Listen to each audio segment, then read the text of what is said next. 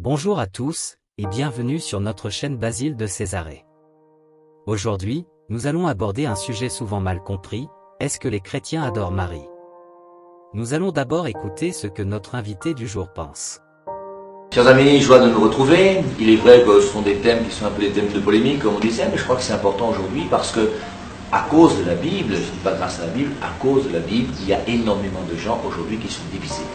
Et donc, c'est des problèmes sur lesquels il faut quand même, bibliquement parlant, être capable de donner des réponses qui soient exactes. Alors, je vais parler maintenant des statues. Vous savez qu'on reproche beaucoup aux catholiques d'avoir des statues dans leurs églises, d'adorer la Vierge Marie et des choses pareilles. Alors, première des choses, il n'y a pas d'adoration de Marie chez les catholiques. Je reprends et je dis de manière claire et nette, le jour où quelqu'un vous enseigne qu'un catholique adore la Vierge Marie, c'est du mensonge. Et cette personne est dans l'erreur. Que les choses soient claires. Et l'erreur ne vient pas de l'Esprit Saint. L'Esprit Saint, lui, il conduit à la vérité tout entière, Jean 16, 12. Alors, pour les statues, les idoles, c'est toujours la même chose. Voyons, on prend quelques références bibliques et on essaie de les comprendre comme on peut. Alors, allons-y, attaquons Exode chapitre 20. Exode chapitre 20, deuxième livre de la Bible, Genèse, Exode. Exode chapitre 20, les 10 commandements. Dans les 10 commandements, eh bien, il y a un passage qui dit, Exode chapitre 20, verset 4, tu ne te feras pas d'image taillée. Verset 5, tu ne te prosterneras pas devant elle. Nous les catholiques, qu'est-ce qu'on fait? On fait des images taillées, comme c'est la Vierge Marie, et on se prosterne devant. Et forcément, ces gens qui connaissent Exode chapitre 20, versets 4 et 5, vont dire que les catholiques ne respectent pas la Bible. Dieu a dit, tu ne feras pas d'image taillée, tu ne te prosterneras pas, et nous on fait des images taillées, et on se prosterne.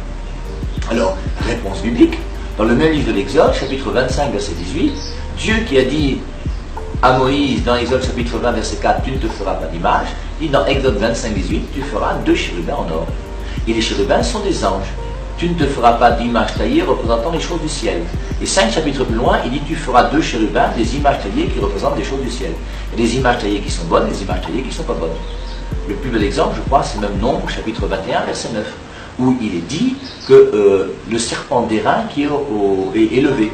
Hein, vous connaissez l'histoire, non? C'est la manne au désert, le peuple mange la manne chaque jour, chaque jour, chaque jour. Au bout d'1 an, 2 ans, 3 ans, 4 ans, ils en ont marre de manger la même nourriture. Il y a une délégation qui va voir Moïse. Moïse dit à Dieu que vraiment, on voudrait quand même varier les repas.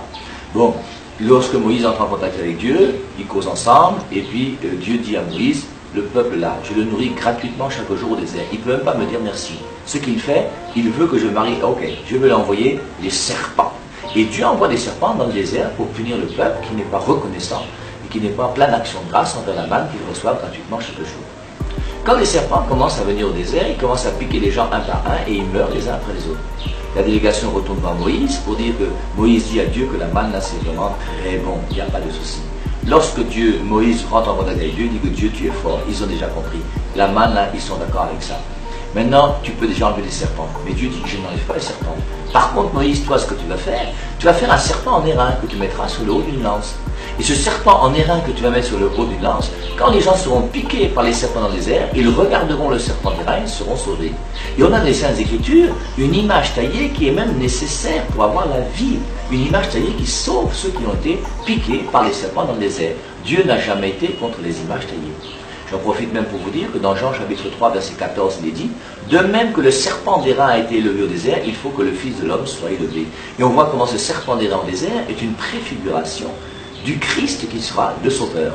J'en profite aussi pour vous dire que dans Colossiens 1, je crois que c'est verset 16, aux alentours, il est dit que Jésus-Christ est l'image du Dieu invisible.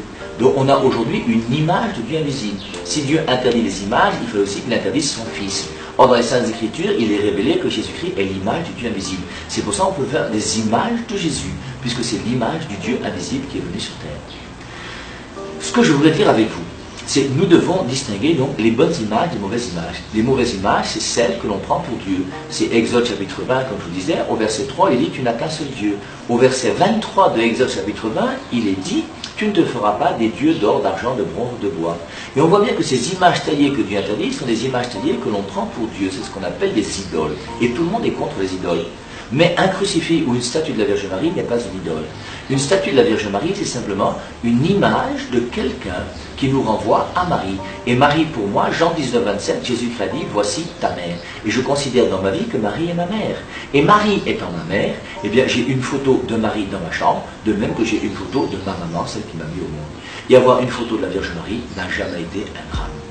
Alors, il est vrai qu'on pourrait peut-être un jour réfléchir sur la dévotion mariale au sens strict pour essayer de faire comprendre aux catholiques que quelquefois il peut y avoir des exagérations, mais malgré ça, vouloir, au nom d'une connaissance biblique et théologique, détruire des images de la Vierge Marie, des chapelets ou des crucifix, je trouve ça aberrant et anti-biblique et contre une véritable foi chrétienne. Voici en 4 parties ce que je pense à ce sujet. Partie 1. Marie dans la foi chrétienne. Pour répondre à cette question, nous devons d'abord comprendre le rôle de Marie dans la foi chrétienne. Les chrétiens croient en la Sainte Trinité, Dieu le Père, Dieu le Fils, Jésus-Christ et Dieu le Saint-Esprit. Marie est la mère de Jésus, et elle occupe donc une place particulière dans l'histoire du salut chrétien.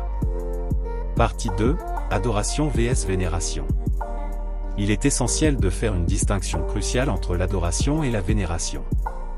Les chrétiens adorent Dieu seul, c'est un acte réservé à la divinité. En revanche, la vénération est un acte de respect et d'honneur envers des saints, dont Marie est un exemple important. Les chrétiens vénèrent Marie pour son rôle dans l'histoire de la foi et comme un modèle de foi et de vertu. Partie 3. Les prières à Marie. Certaines personnes peuvent être déroutées par les prières adressées à Marie, comme le « Je vous salue Marie » ou le « Ave Maria ».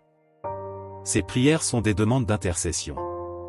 Les chrétiens croient que Marie peut intercéder en leur faveur auprès de Dieu, mais elles ne sont pas une adoration de Marie elle-même. Partie 4. La diversité dans la foi chrétienne. Il est important de noter que la vénération de Marie varie d'une dénomination chrétienne à l'autre.